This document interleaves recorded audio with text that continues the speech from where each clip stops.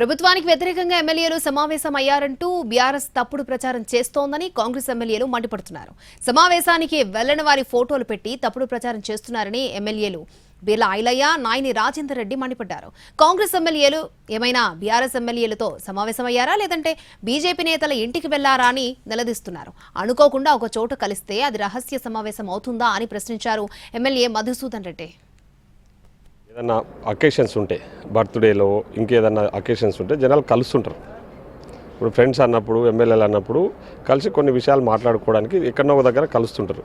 అంత మాత్రాన దాన్ని అడ్వాంటేజ్గా తీసుకొని ఏమంటారు రహస్య సమావేశాలు, తిరుగుబాటులు అనే ఇప్పుడు సమావేశమైన వ్యక్తులు ఎవరు కూడా బయటికి రాలే ఇప్పటి వరకు. దానికి సంబంధించి ఎక్కడ కూడా వాళ్ళు ఏం మాట్లాడలే.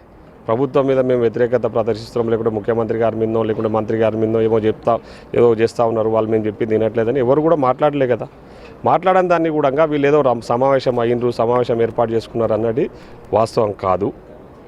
అనిరుద్ రెడ్డి గారి ప్రోగ్రాంకు నేను పోయినాను, నా ఫోటో పెట్టి దాని ఏదో గవర్నమెంట్ వ్యతిరేకంగా ఒక పన్నాగం పండుతున్నట్టు, ఇంకేదో చేస్తున్నట్టు, వ్యతిరేకంగా ముఖ్యమంత్రి గారికి వ్యతిరేకంగా చేస్తున్నారని చెప్పి కొన్ని యూట్యూబ్ ఛానళ్ళల్లో డైరెక్ట్ ఫోటోలు నా పర్మిషన్ లేకుండా పెట్టి చేయటం అనేది, దాని వెనుక్కున్న నేరస్తులు ఎవరు, దాని వెనుక ఏ పార్టీలు ఉన్నాయి, కోట్ల రూపాయలు గతంలో దోచుకున్న డబ్బుని కోట్ల రూపాయలు వీళ్ళకి జీతాల రూపకంగా ఇచ్చుకుంటూ వీళ్ళని మెయింటైన్ చేస్తున్నారు.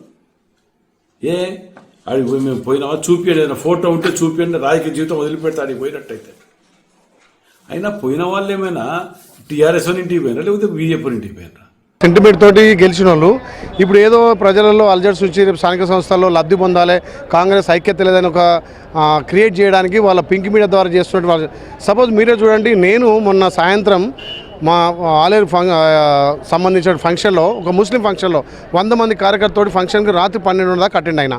ఇప్పుడు నేను పోనసంటు వాని మీదనే అబండాలేసి నా ఫోటో పెట్టి బీర్లే లేకుండా అని చెప్పినప్పుడు వాళ్ళ నిజాయితీ ఏందో, వాళ్ళ చిత్తశుద్ధి ఏందో తెలిసిపోయింది.